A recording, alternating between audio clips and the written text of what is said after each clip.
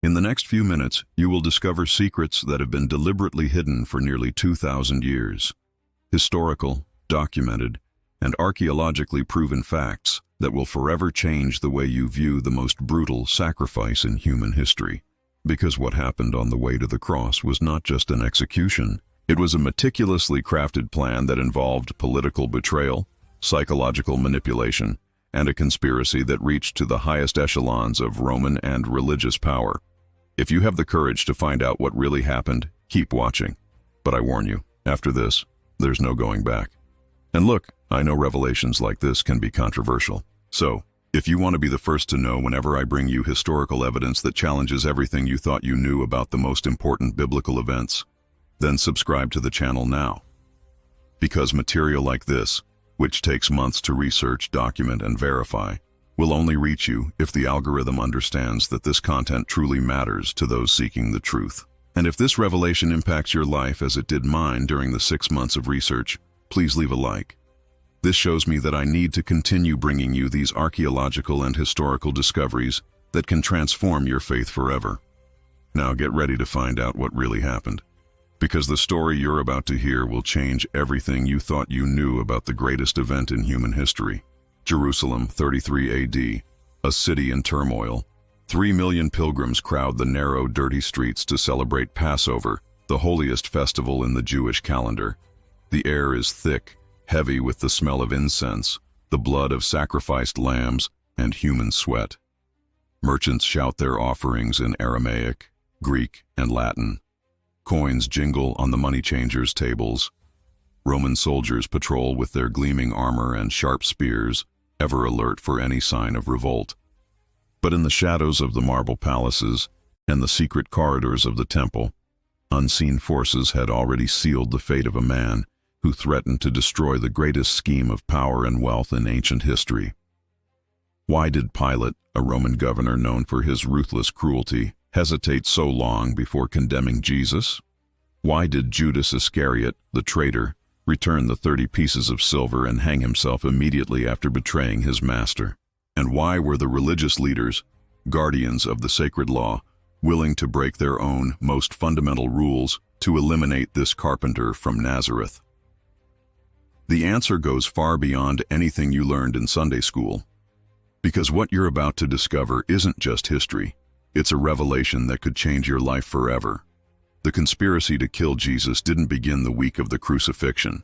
It didn't begin when Judas sought out the chief priests. The conspiracy began 3 years earlier, at the very moment Jesus drove the money changers from the temple.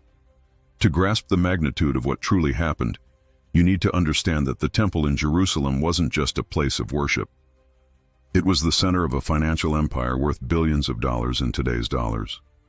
Every year, millions of Jews from all over the known world came to Jerusalem for the religious festivals, and everyone had to exchange their Roman, Greek, or Persian coins for temple shekels, the only currency accepted for sacred offerings. Money changers charged exorbitant fees, sometimes as high as 30% of the currency's true value. Imagine arriving in a country and being forced to pay 30% more just to exchange your money. But that wasn't all. Pilgrims also needed to purchase sacrificial animals, and only those sold at the temple were considered pure enough.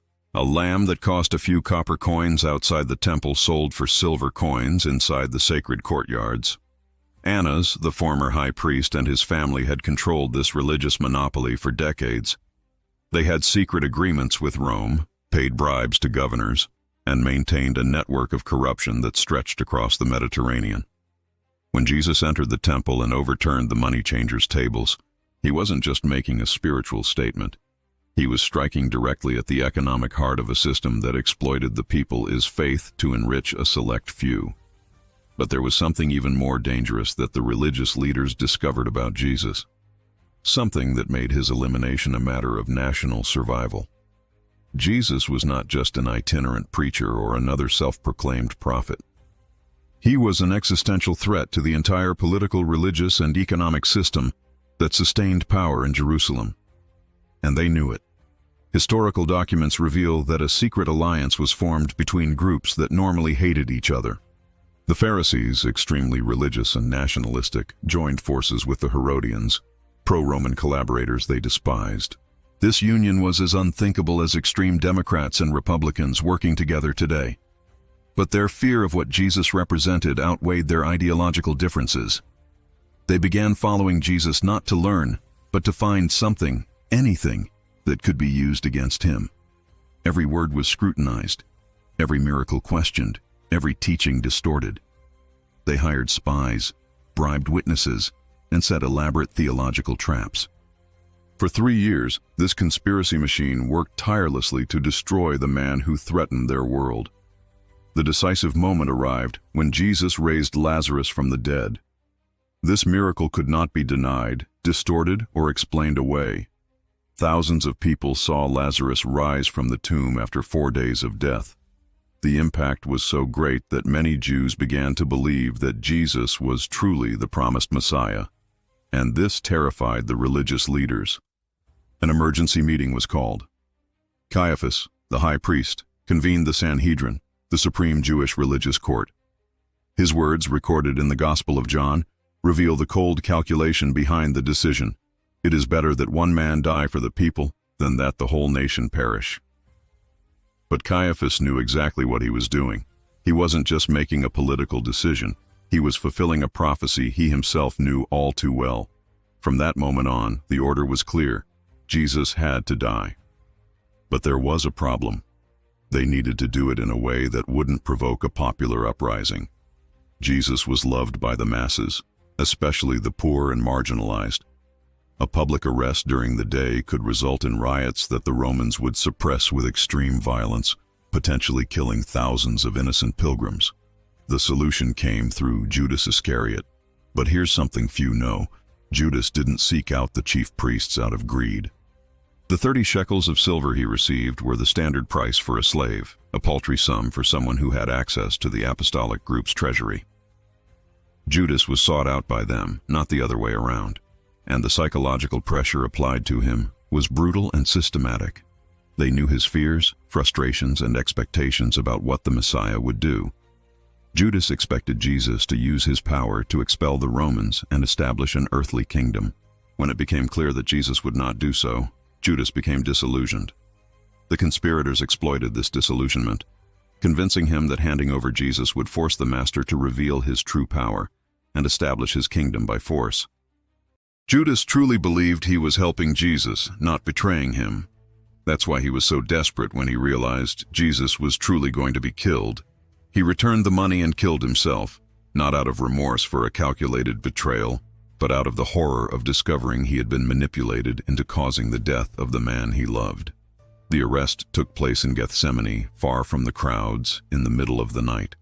But what happened next was a legal farce so grotesque that it violated virtually every Jewish law regarding trials. And this wasn't due to incompetence or haste.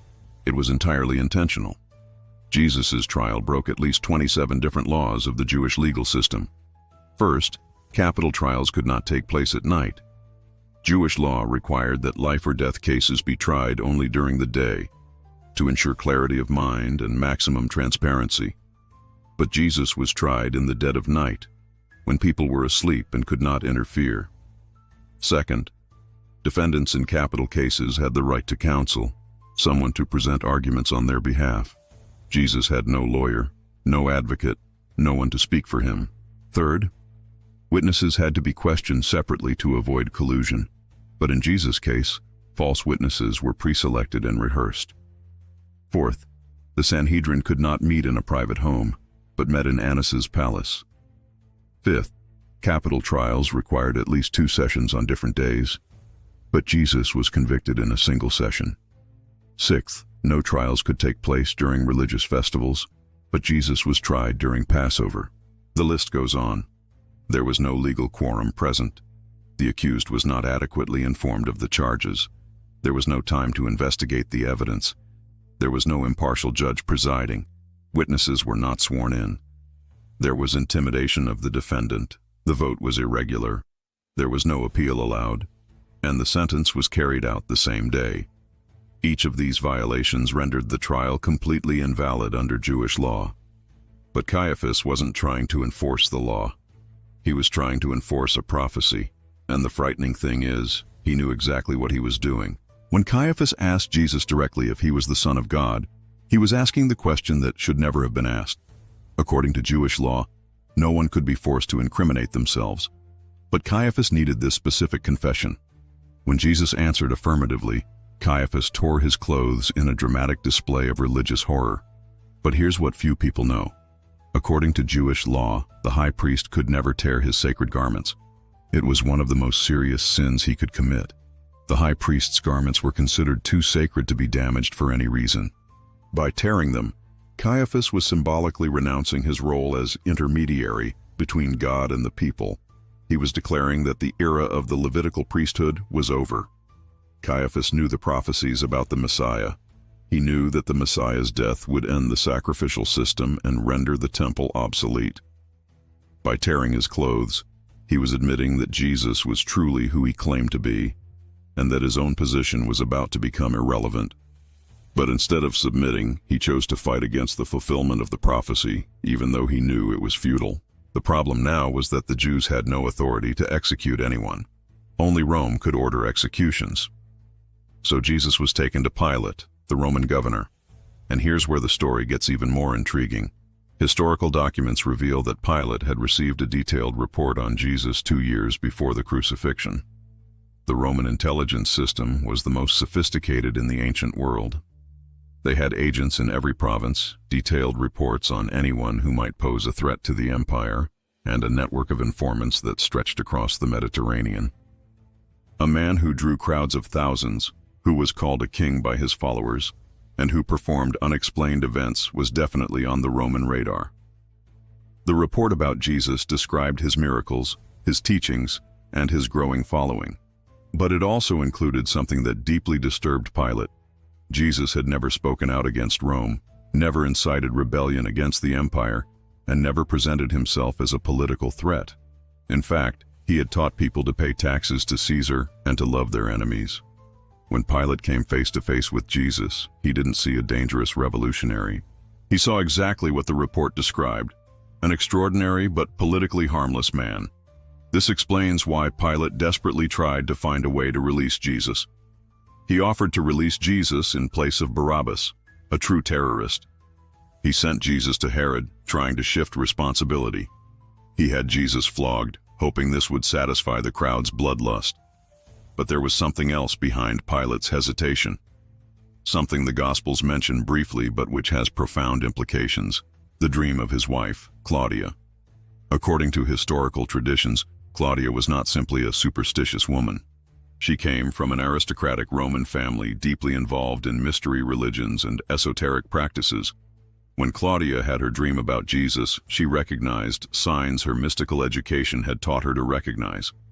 She sent an urgent message to Pilate: "Have nothing to do with that righteous man, for I have suffered much in a dream today because of him." But the Greek word used for righteous here is dikaios, which can also be translated as divine or sent from the gods.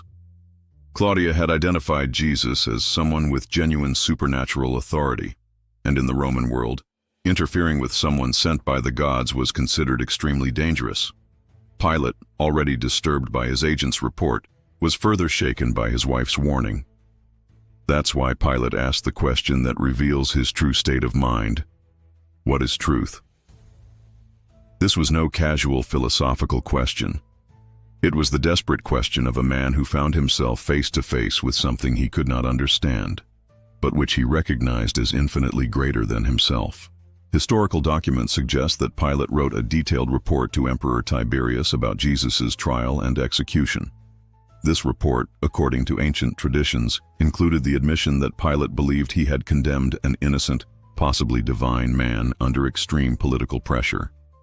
Pilate didn't condemn Jesus because he was convinced of his guilt. He condemned Jesus because he discovered that Jesus was exactly who he said he was, and this terrified him.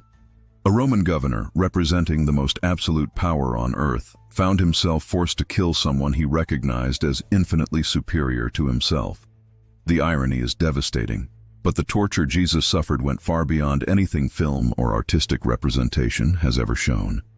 Modern forensic doctors have reconstructed exactly what happened to Jesus' body during the hours leading up to his death. and the results are absolutely devastating. Roman flagellation was designed to be the most brutal form of physical torture possible without causing immediate death. The instrument used was called a flagrum, a whip with multiple leather thongs, each with pieces of sharp metal, bone, or glass tied to the ends. Each lash ripped off literal chunks of flesh and muscle. Roman law limited flagellation to 40 lashes, but the Jews limited it to 39 to ensure they didn't exceed the legal limit. Each lash of the flagrum created multiple wounds. This means that Jesus received at least 150 deep wounds on his back, shoulders, and legs during the scourging alone. Doctors who have studied the physiology of the crucifixion estimate that Jesus lost approximately 1/3 of his blood during the scourging alone. This put him in a state of severe hypovolemic shock, a condition that causes extreme weakness, dizziness, nausea, and impaired coordination. This is why he was unable to carry the entire cross to Golgotha. The cross we see in artistic representations is not anatomically accurate. The condemned did not carry the entire cross, which weighed over 150 kilograms. They carried only the crossbar, called the patibulum, which weighed about 50 kilograms.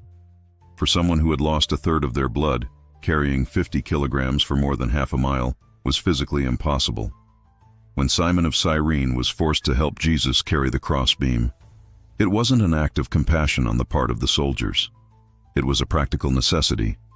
Jesus was literally dying, and they needed him to arrive alive at the execution site, so the crucifixion could be completed. The crown of thorns wasn't just a cruel ornament. Botanists identified the plants used as having thorns measuring 2 to 3 inches long. When this crown was pressed onto Jesus' head, the thorns penetrated the skull, puncturing superficial arteries and causing profuse bleeding. The scalp has one of the highest concentrations of blood vessels in the human body, so the bleeding was massive and unstoppable. But here's something few people know. The exact location of the crown wasn't random. According to anatomical analysis, the crown was positioned to hit specific nerve endings that caused extreme throbbing pain. This wasn't just casual cruelty. It was scientifically applied torture to maximize suffering.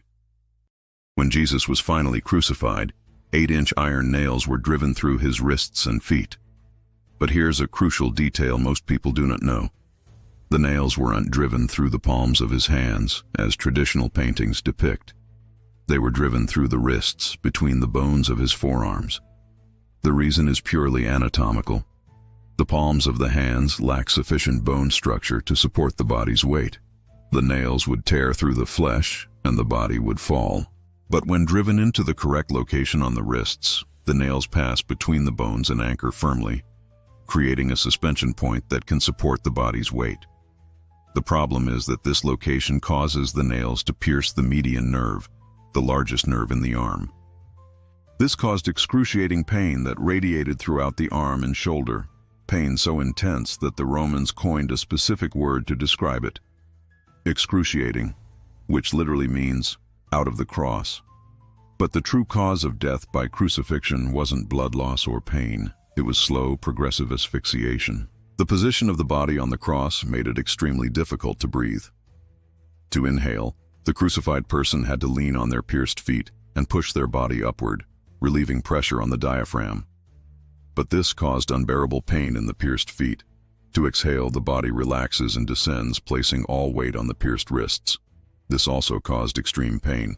Then the cycle repeated, pushing up to breathe, descending exhausted by the pain, pushing again to breathe.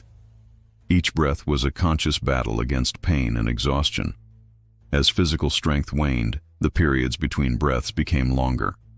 Carbon dioxide accumulated in the blood, causing respiratory acidosis. The heart began to fail due to lack of oxygen.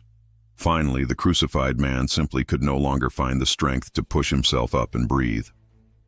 Doctors who have studied the crucifixion estimate that Jesus was on the cross for approximately 6 hours. During that time, he technically died and revived at least 3 times. First, when the shock of the initial crucifixion caused temporary cardiac arrest. Second, when blood loss combined with dehydration caused circulatory collapse. Third, when respiratory acidosis led to multiple organ failure. But here's something extraordinary that proves Jesus maintained conscious control until the end. Doctors agree that he chose the exact moment of his death. Crucifixion typically took 12 to 24 hours to kill a person. Jesus died in 6 hours, not because his suffering was less, but because he decided when to stop struggling for breath.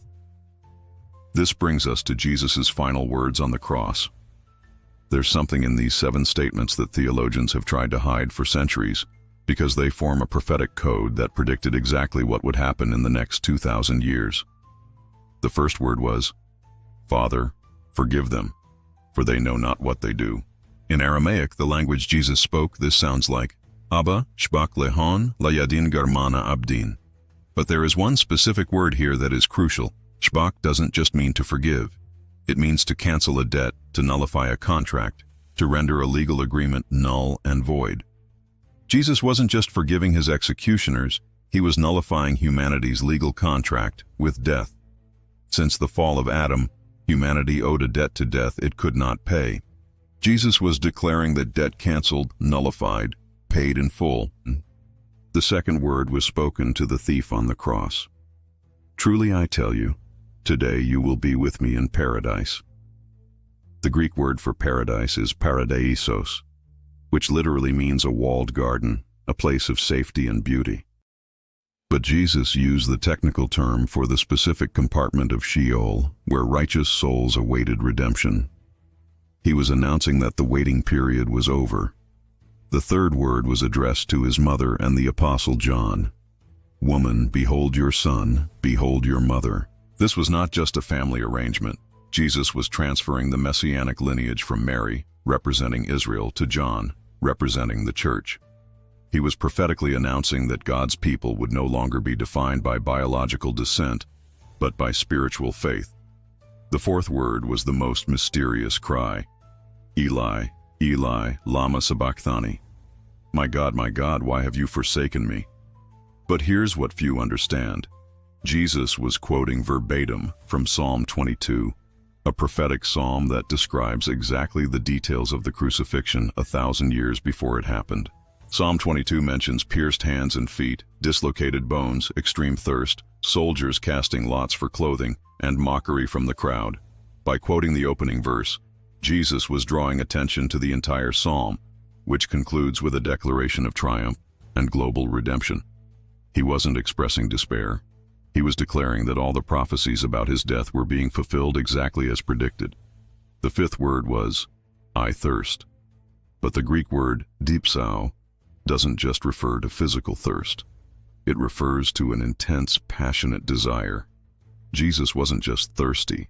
He was expressing a burning desire to complete the work of redemption.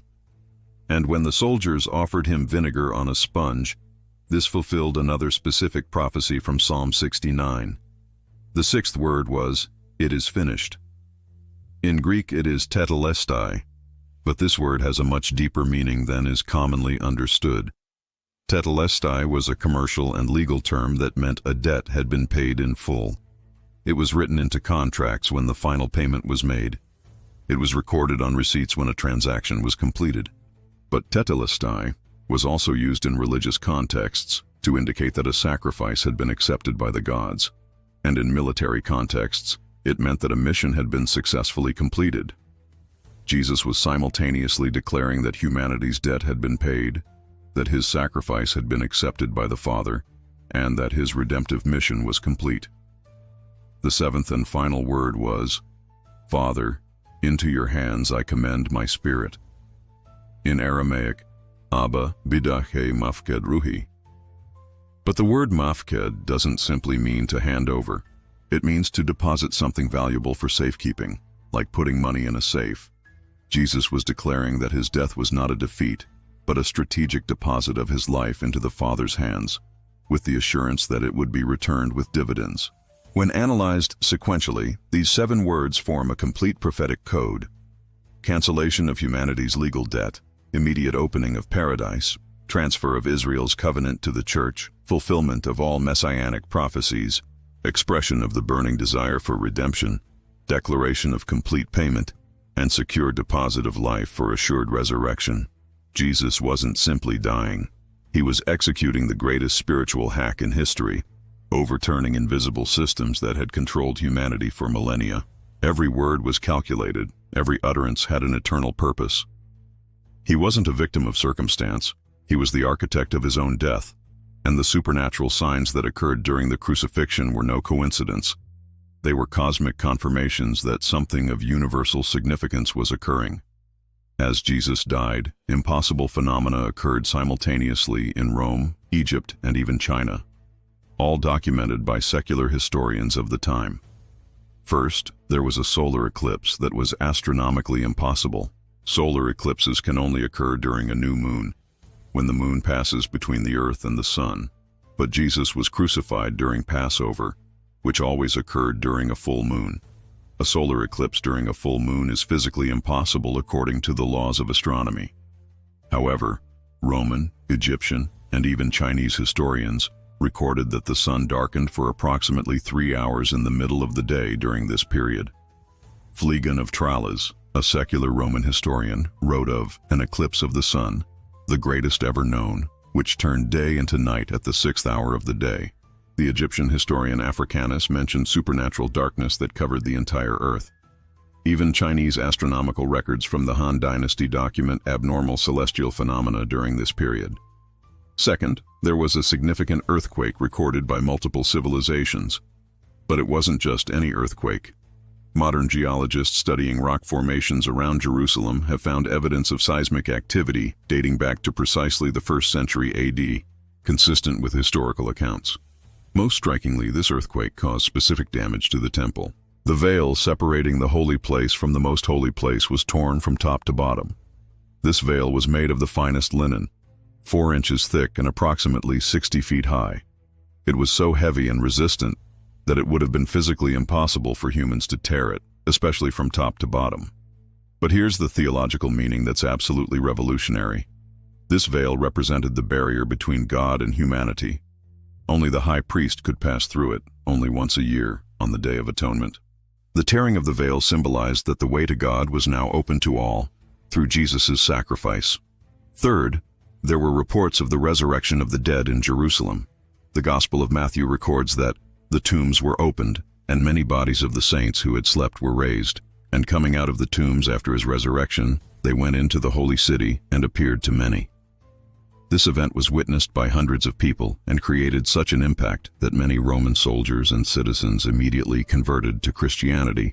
Secular historians of the time, including Thales and Phlegon, mention supernatural events in Jerusalem during this period. Even writers hostile to Christianity, such as Celsus, did not deny that extraordinary events occurred. They attempted to explain them away as magic or fraud, but they did not deny their occurrence. What makes these phenomena even more extraordinary is their global simultaneity. Historical records show that anomalous events occurred at the same time in civilizations that had no contact with each other. In China, records from the Han Dynasty document precisely dated celestial signs and cosmic disturbances. In Egypt, papyri mention darkness that covered the land during a period that corresponds precisely to the crucifixion. Jesus' death literally tore the barrier between 2 dimensions. The torn veil was not just a theological symbol, it was a physical manifestation of a cosmic reality. Direct access to God, which had been restricted to the high priest once a year, was now available to anyone, anywhere, at any time, through Jesus' sacrifice. But here's something that goes beyond any natural explanation. Modern forensic analysis of the Shroud of Turin, which many scientists believe wrapped the body of Jesus, reveals evidence of an energetic event of incomprehensible magnitude. The image etched into the cloth was not created by pigments, paint, or any known process.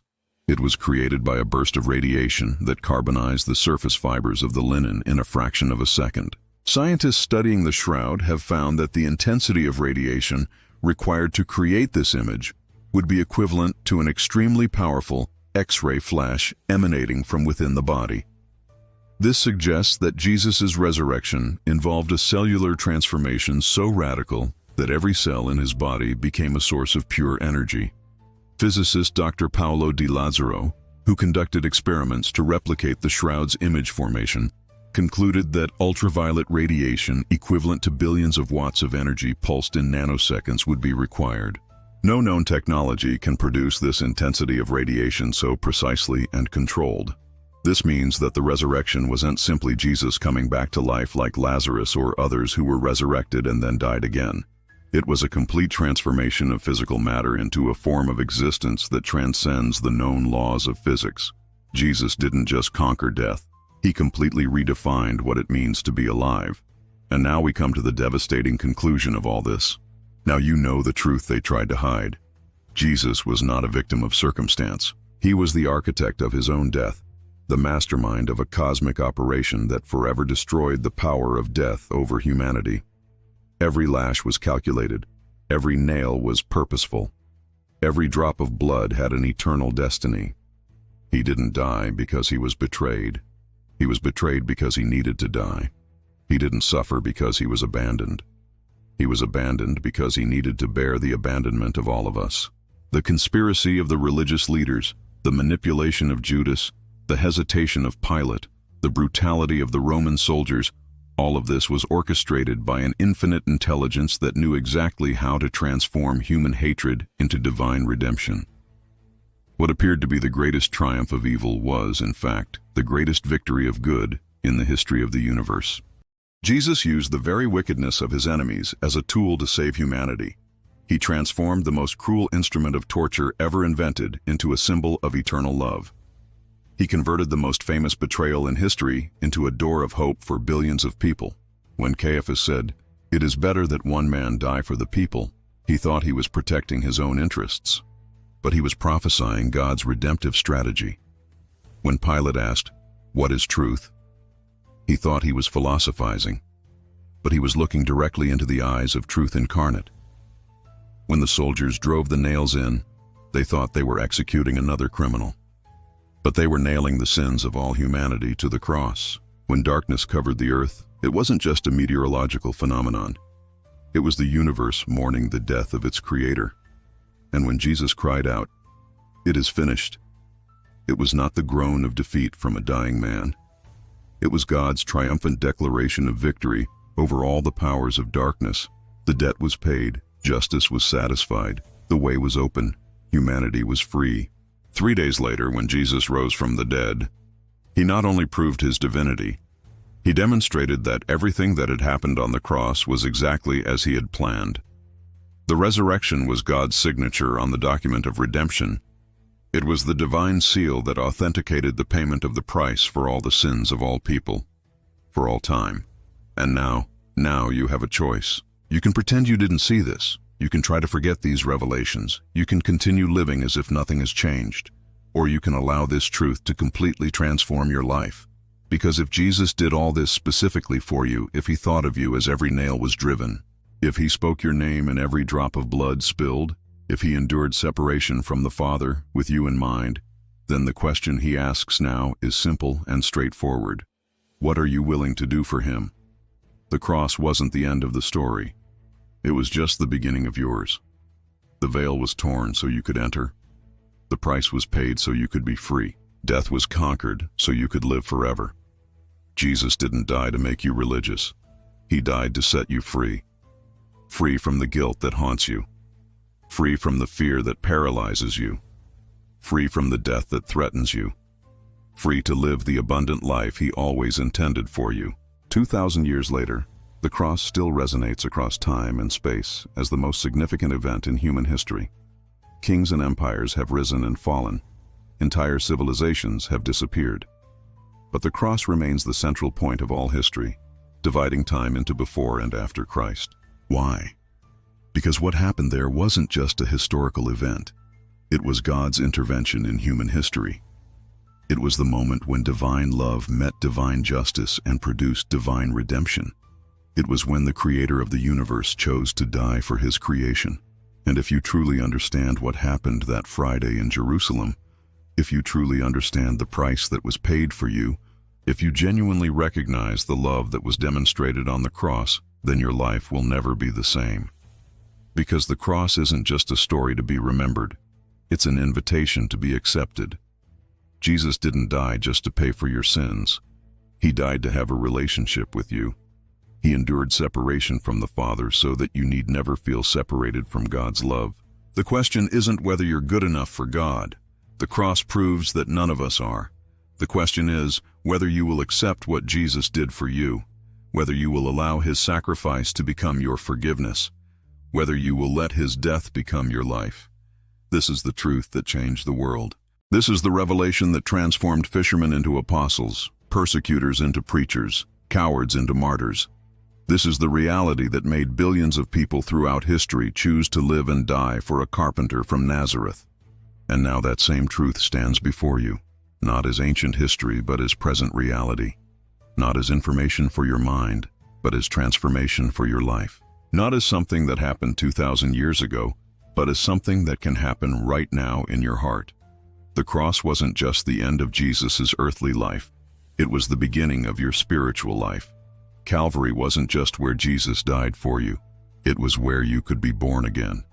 The crucifixion wasn't just the moment he gave his life, it was the moment he offered you a new life. And if this revelation impacted you as it did me, if these historical facts transformed your understanding of the most important event in history, then please leave a like on this video. Because it shows me that investigations like this, which involve months of archaeological research and historical analysis, truly make a difference in people's lives. And if you want to continue discovering biblical truths that have been hidden or distorted over the centuries, subscribe to the channel now, because in the next videos, I'll reveal even more shocking secrets about biblical events you thought you knew. From the true identities of the giants of Genesis to archaeological evidence of the Exodus that historians try to suppress. Your journey of discovery is just beginning. Your journey begins now.